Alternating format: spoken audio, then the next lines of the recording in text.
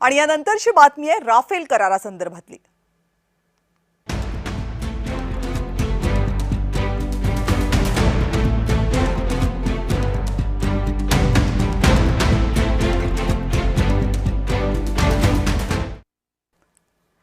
भारतीय नौदलासाठी केंद्र सरकार लवकरच 114 राफेल लढाऊ विमानांचा करार करणार असल्याचे कळते।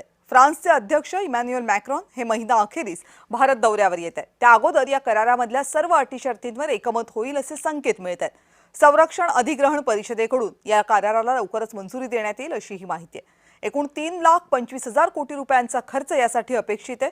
विशेष म्हणजे 114 पैकी फक्त 17% विमानं फ्रान्समध्ये बनतील, उर्वरित 83% विमानं भारतामध्ये बनतील। यासाठी दसॉ एव्हिएशन ही फ्रेंच कंपनी भारतीय कंपन्यांशी करार करेल। मेक इन इंडिया अभियानासाठी ही अत्यंत महत्त्वाची आणि दूरगामी बाब मानली जाते। आता या खरेदीच्या प्रस्तावामधल्या महत्त्वाच्या बाबींवर एक नजर टाकूयात।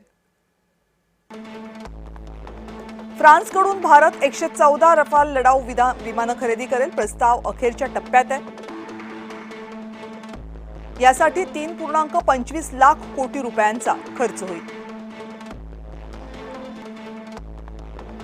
114 पैकी 18 विमानं तयार स्थितीमध्ये खरेदी केली जाणार,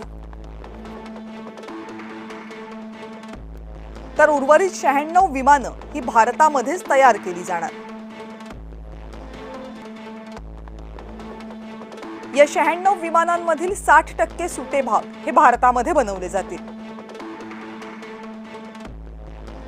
यासाठी दसॉ कंपनी भारतातील कंपन्यांशी करार करेल।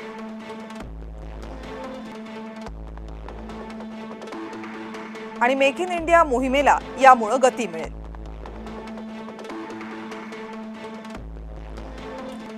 एकशे 14 पैकी 88 लढाऊ विमानं एक आसनी असतील, 26 विमानं 2 आसनी असतील। रफाल हे जगातील सर्वात घातक, सक्षम आणि आधुनिक लढाऊ विमानांपैकी एक आहे। ऑपरेशन सिंदूरमध्ये राफेलची क्षमता सिद्ध झाली होती। भारतीय नौदलासाठी लढाऊ विमानांच्या 42 तुकड्या मंजूर करण्यात आल्या। गेल्या अनेक वर्षांपासून फक्त 29 तुकड्याच कार्यरत आहेत। त्यामुळे नव्या रफाल विमानांची नितांत गरज आहे।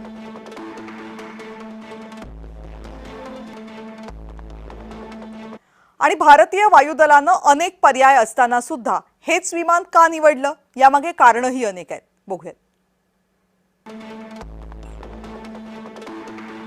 एकाच फेरीमध्ये हवेतून हवेत, हवेतून जमिनीवर अणुहल्ला आणि गस्त घालण्याची क्षमता असणारे हे बहुआयामी विमान आहे। रफालची सहसंरक्षण यंत्रणा जगामध्ये सर्वोत्तम मानली जाते। स्पेक्ट्रा कवच असं म्हटलं जातं त्याला। हवेत असताना रफेल नेमकं कुठे आहे याचा शत्रूला पत्ता लागत नाही।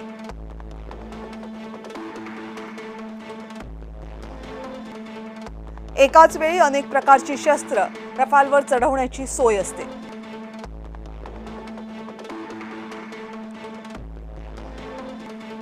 यामुळे हल्ल्याचं उद्दिष्ट पाहून शस्त्र नेमकं कोणतं वापरायचं याचा वैमानिकाला पर्याय शोधता येतो, निवड करता येते।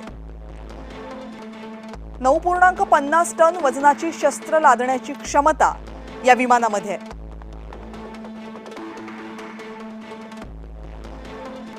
मिटिऑर, हॅमर आणि एक्सोसेट क्षेपणास्त्र वाहून नेण्याचा पर्याय रफेल असेल तर निवडता येतो।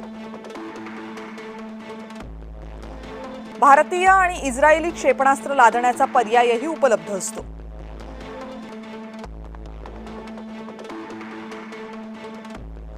भारत आणि रशियानं विकसित केलेलं ब्रह्मोस क्षेपणास्त्राशी सुद्धा हे विमान सुसंगत आहे। ऑपरेशन सिंदूर, अफगाणिस्तान, लिबिया, माली, इराक आणि सिरियामधील संघर्षांमध्ये या विमानानं आपली क्षमता सिद्ध केली आहे। वेग कमी असला तरी अत्यंत कमी वेळामध्ये हे विमान आपली दिशा बदलू शकतं। ही अभियांत्रिकी आधुनिकता आहे, मॉडर्न इंजिनिअरिंग म्हटलं जातं याला। समुद्र सपाटीपासून उंच ठिकाणांवर थंड प्रदेशांमध्ये हे इंजिन त्वरित सुरू होतं. ही महत्त्वाची बाब आहे.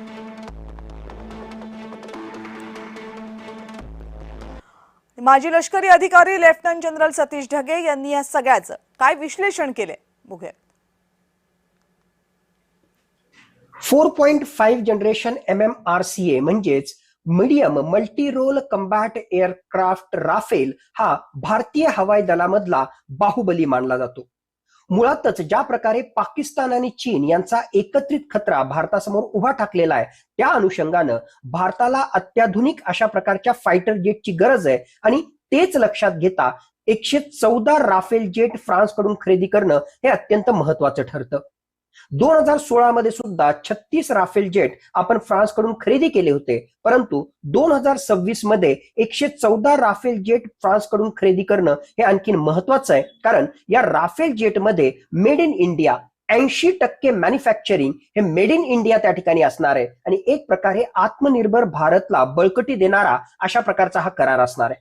एकूणच अमेरिकेकडून जर आपण वेगवेगळ्या प्रकारचे डिफेन्स इक्विपमेंट खरेदी केले तर डोनाल्ड ट्रम्प यांच्या राजवटीमध्ये एक प्रकारची इक्सेंट्रिसिटी म्हणजेच त्यांच्या मनमर्जीच्या अनुसार अमेरिका वेळोवेळी याचं पॉलिटिसायझेशन करत असतो. परंतु आतापर्यंतचा फ्रान्सचा अनुभव पाहता नक्कीच राफेलच्या बाबतीतली डील ही अशा प्रकारे पॉलिटिसायझेशनच्या बाहेर त्या ठिकाणी जाते आणि एकूणच भारताच्या आत्मनिर्भरतेला, त्याचबरोबर भारताच्या संरक्षण सिद्धतेला आणि येणाऱ्या काळामध्ये भारतासमोर निर्माण होणाऱ्या वेगवेगळ्या प्रकारच्या चॅलेंजेसचा मुकाबला करण्यासाठी ही राफेल डील अत्यंत महत्वाची भूमिका अदा करणार आहे. आणि राफेल लढाऊ विमानांचं तंत्रज्ञान जगात अत्यंत थोड्या देशांकडे, मात्र तरीही फ्रान्सनं ही विमानं भारताला द्यायचं हे ठरवलं. 2016 साली पहिल्यांदा 36 राफेल विमानांचा करार झाला होता. यामध्ये एक कारण होतं, ते म्हणजे भारत आणि फ्रान्सचे घनिष्ठ संबंध. 1998 मध्ये भारतानं अणुचाचणी केल्यानंतर भारतावर निर्बंध न घालणारा फ्रान्स हा एकमेव पाश्चात्य देश होता. उलट फ्रान्सनं भारतासोबत त्याच साली सामरिक भागीदारी करार केला होता.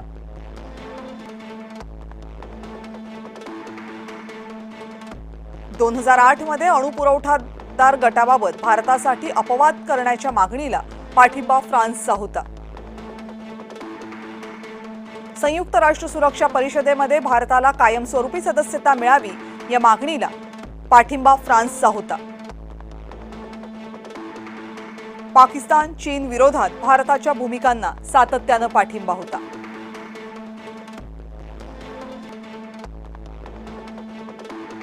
संरक्षण, अंतराळ, नागरी अणुऊर्जा या क्षेत्रांमध्ये दोन्ही देशांची मोठी भागीदारी राहिलेली आहे गेल्या अनेक वर्षांमध्ये.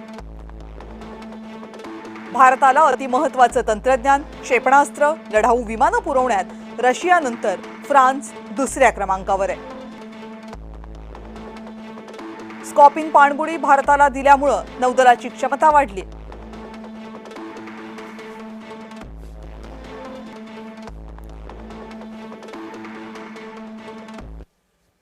हे सगळं जरी खरं असलं तरी आंतरराष्ट्रीय संबंध हे स्वहितावर चालतात. भारताशी चांगले संबंध राखणं यामध्ये फ्रान्सचं हित सुद्धा मोठं आहे. अनेक पैलू आहेत, त्यावरही नजर टाकूया. इंडो पॅसिफिक क्षेत्रामध्ये अनेक लहान बेटांवर नियंत्रण आहे फ्रान्सचं.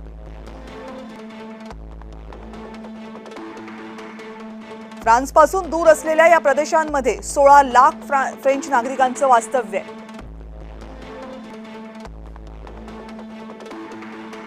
हे सर्व प्रदेश सुरक्षित ठेवणं, चीनच्या प्रभावाला आळा घालणं यामध्ये फ्रान्सला गरज भारताची आहे.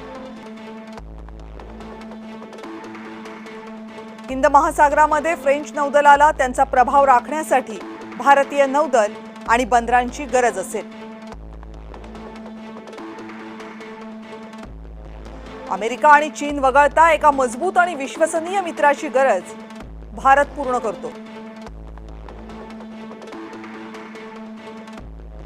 ब्रिक्स, SCO या संघटनांमध्ये फ्रान्सचं हित जपण्याचा हेतू भारताच्या माध्यमातून पूर्ण होतो.